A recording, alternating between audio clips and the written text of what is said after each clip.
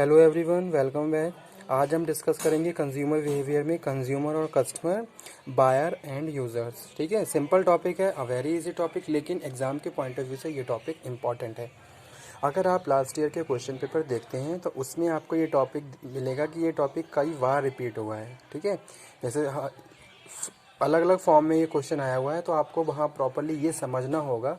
कभी कभी indirect question पूछे जाते हैं। ठीक है, एक्चुअल में हमें ये कंटिन्यू अगर हम 2 या 3 बार उसको पढ़ेंगे, उसको प्रॉपरली स्टडी, उसको रीड करेंगे, तब जाके हमें पता चलेगा कि एक्चुअल में क्या पूछा गया है इस क्वेश्चन में। ठीक है, तो जब भी आप क्वेश्चन पेपर अटैम्प्ट करें और किसी भी क्वेश्चन में आपको कोई प्रॉब्लम है, तो आप उसको कम से कम 2 या 3 बार उस क्वेश्चन को पढ़ लीजिए।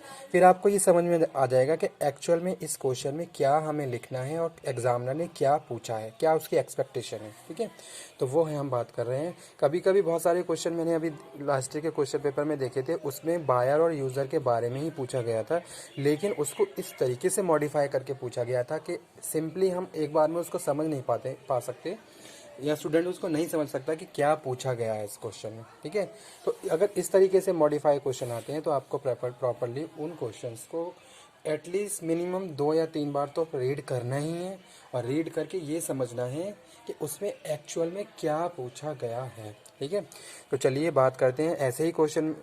हम बात करते हैं किसकी, सिंपल टॉपिक है कंज्यूमर और कस्टमर, बायर और यूज़र, लेकिन अगर नहीं आपको समझ में आ रहा है तो आपके लिए डिफ़िकल्ट भी है। ठीक है, तो चलिए स्टार्ट करते हैं कंज्यूमर और कस्टमर की। A consumer is anyone who typically engage in any or all the activities of decision process and purchase goods and services where monetary exchange is involved। अब हम यहाँ पे किसकी बात कर रहे हैं, कंज्यूमर की। कंज्यूमर क्या है, consumer is anyone who typically engage in any all the activity और डिसीजन प्रोसेस। अगर कोई भी इंडिविजुअल किसी डिसीजन प्रोसेस में इन्वॉल्व हो रहा है, ठीक है, यानी कि वो एज अ वहाँ पे प्लानिंग कर रहा है, डिसाइड कर रहा है कि हमें क्या प्रोडक्ट खरीदना है, किस तरीके से खरीदना है, क्या हमारी लाइकिंग डिसलाइकिंग है, उस हिसाब से हमें कैसा प्रोडक्ट चाहिए, क्या उसके फैक्टर्स हो सकते हैं, ठीक है, किस तरीके से हम उसको परचेज़ कर सकते हैं, और बहुत सारे अल्टरनेटिव्स हैं, उनमें जाके किसी एक को आप सिलेक्ट कर रहे हो। तो कहीं ना कहीं ये सारी क्या है, डिसीजन मेकिंग एक्टिविटी है जिसमें एक इंडिविजुअल इन्वॉल्व है। तो अगर वो इस तरीके से हम बात करते हैं इन्वॉल्वमेंट की, तो वो हम किसकी बात कर रहे हैं, कंज्यूमर की, यानी कि वो क्या है, कंज्यूमर है। ठीक है, where monetary exchange is involve, जहाँ मॉनेटरी एक्सचेंज क्या है, इन्वॉल्व भी है। मॉनेटरी एक्सचेंज कंसिडरेशन के थ्रू आप क्या कर रहे हो, गुड्स को हायर कर रहे हो। आपने क्या करा, गुड्स खरीदा और उसके बिहाफ पे आपने मनी को एक्सचेंज किया। Personal consumer buy goods for his personal consumption. Organizational consumers are related to profit and non profit organization. Example, buy equipment product for the those organization. ठीक है, अब यहाँ पे हम बात करते हैं 2 टाइप के कंज्यूमर की। एक तो पर्सनल कंज्यूमर होते हैं, जैसे सपोज मैं कोई भी प्रोडक्ट परचेज कर रहा हूँ अपने पर्सनल कंजम्पशन के लिए। दूसरा, मैं ऑर्गेनाइजेशन के पर्पस के लिए प्रोडक्ट को परचेज कर रहा हूँ। ठीक है, मुझे अपने लिए, जैसे सपोज मैं अपनी किसी ऑर्गेनाइजेशन में काम कर रहा हूँ और उस ऑर्गेनाइजेशन में मैं फर्नीचर की रिक्वायरमेंट है, तो वहाँ पे फर्नीचर को परचेज किया जा रहा है। ठीक है, तो वो क्या है, ऑर्गेनाइजेशनल कंज्यूमर।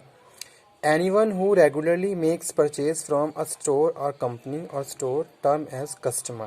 ठीक है, अब यहाँ पे हम बात करते हैं कस्टमर की। कस्टमर कौन है, जो कंटिन्यूसली क्या कर रहे हैं, किसी भी स्टोर से कोई चीज़ परचेज कर रहा है खाली। ठीक है, परचेज कर रहा है, तो वो क्या है, कस्टमर है, उसको हम कस्टमर बोलते हैं। ठीक है, अब यहाँ पे मैंने ये बात नहीं करी है कि हाँ वो अपने पर्सनल कंजम्पशन के लिए परचेज़ कर रहा है। मैं तो बस सिंपली ये चीज़ आपको बता रहा हूँ कि वो खाली उसको परचेज़ कर रहा है। अगर वो परचेज़ कर रहा है तो वो कस्टमर है। अब वो कस्टमर के साथ साथ कंज्यूमर भी हो सकता है और कंज्यूमर नहीं भी हो सकता है। ठीक है, जैसे एग्जाम्पल में कोट करूँ कि मैंने अपने भाई के लिए कोई एक स्कूल बैग खरीदा। ठीक है, अब स्कूल बैग मैंने खरीदा है तो मैं तो कस्टमर हूँ। ठीक है, और मेरा भाई क्या है, उसका कंज्यूमर है, यानी कि वो उसको क्या कर रहा है, कंजम्पशन, उसका कंजम्पशन वो कर रहा है। ठीक है, अब ये एक चीज़ ये भी हो सकती है कि मैंने बैग खुद के लिए ख़रीदा और खुद के लिए ही मैंने उसको फिर यूज़ कर रहा हूँ, ठीक है, यानी कि मैं उससे खुद ही खरीद रहा हूँ, खुद ही यूज़ कर रहा हूँ। तो उस केस में मैं क्या है, कंज्यूमर भी हूँ और मैं कस्टमर भी हूँ। लेकिन अगर मैं अपने भाई के लिए खरीद रहा हूँ तो मेरा भाई कंज्यूमर है और मैं कस्टमर, ठीक है। इसी तरीके से हम बात करते हैं बायर्स एंड यूज़र्स की। Person who buy a particular product may not necessity be user or only use of product, ठीक है। For example father buy bicycle for his school going son, son is user, ठीक है। और mother select dress for her daughter, she will decision maker. तो इस तरीके से हम बात करते हैं किसकी, बायर और यूज़र की। बायर की हम बात करते हैं person who buy a particular product, not necessary be user, ठीक है। बायर क्या है, सपोज प्रोडक्ट यूज बाय किया लेकिन ज़रूरी नहीं है कि हाँ वो उसका यूज़र भी है। जैसे एक फादर है अपने बेटे के लिए बाईसाइकिल खरीद रहा है, ठीक है। अब उसका जो बेटा है वो तो यूज़र है, उसका जो फादर है वो बायर है। इसी तरीके से फैमिली में बहुत सारे मेंबर्स होते हैं जो रोल मॉडल का काम करते हैं या एक तरीके से इन्फ्लुएंसर होते हैं हमारे लिए, कि कौन हमारे लिए डिसीजन मेकर है। जैसे सपोज यहाँ पे एग्जांपल लिखा हुआ है कि मदर अपनी डॉटर के लिए ड्रेस परचेज़ कर रही है, तो मदर कौन है, डिसीजन मेकर। परचेज कौन कर रहा है, फादर। तो फादर कौन है, बायर। और यूज़र कौन है, डॉटर। तो डॉटर कौन है, यूज़र। तो इस तरीके से बहुत सारे अलग अलग मेंबर्स अपने अपने अलग अलग तरीके से क्या है, अलग अलग रोल प्ले करते हैं फॉर डिसीजन मेकिंग, परचेज, ठीक है, कंजम्पशन। तो वो हम बात कर रहे हैं किसकी, बायर्स एंड यूज़र्स की और कंज्यूमर और कस्टमर की, ठीक है। तो सिंपल टॉपिक है consumer and customer, buyers and users. जैसे सपोज एक एग्जांपल मैं और कोट करता हूँ, मुझे कहीं एडमिशन लेना है, किसी प्रोफेशनल कोर्स में मुझे एडमिशन लेना है, कोई डिग्री प्रोग्राम मुझे कंप्लीट करना है। अब मैंने क्या किया, मेरे बिहाफ पे मेरे फादर क्या कर रहे हैं, बहुत सारे स्कूल्स वो इंस्टीट्यूशंस को सर्च कर रहे हैं, कहाँ बेस्ट प्रोग्राम मिलेगा, कहाँ बेस्ट फैकल्टी है, अबाउट फीस स्ट्रक्चर। तो और ठीक है, अब वो मेरे लिए क्या कर रहे हैं, फिर फाइनली उन्होंने मेरे लिए क्या करा, एक इंस्टीट्यूट सिलेक्ट किया और वहाँ पे मेरा स्कोर कार्ड लगाया और उसके बाद मुझे एडमिशन दिलवा दिया। तो कहीं ना कहीं वो मेरे लिए क्या है, डिसीज़न मेकर का काम कर रहे हैं। उन्होंने मेरे लिए डिसीज़न लिए कि कौन सा इंस्टीट्यूट मेरे लिए बेस्ट है और कहाँ मुझे ये डिग्री कोर्स ज्वाइन करना चाहिए, ठीक है। बहुत सारी चीज़ें उन्होंने इवेल्युएट करी, बहुत सारे उन्होंने अल्टरनेटिव्स के बाद एक फाइनली किसी एक पर्टिकुलर इंस्टीट्यूशन को सिलेक्ट कर दिया। तो कहीं ना कहीं वो क्या है, मेरे लिए एज अ डिसीज़न मेकर है, ठीक है। मेरे लिए डिसीज़न ले रहे हैं कि कहाँ मुझे कोर्स ज्वाइन करना चाहिए और नहीं। तो इसी तरीके से फैमिली में अलग अलग मेंबर्स होते हैं जो, अगर हम फैमिली लाइफ साइकिल की बात करें तो अलग अलग हम रोल प्ले करते हैं।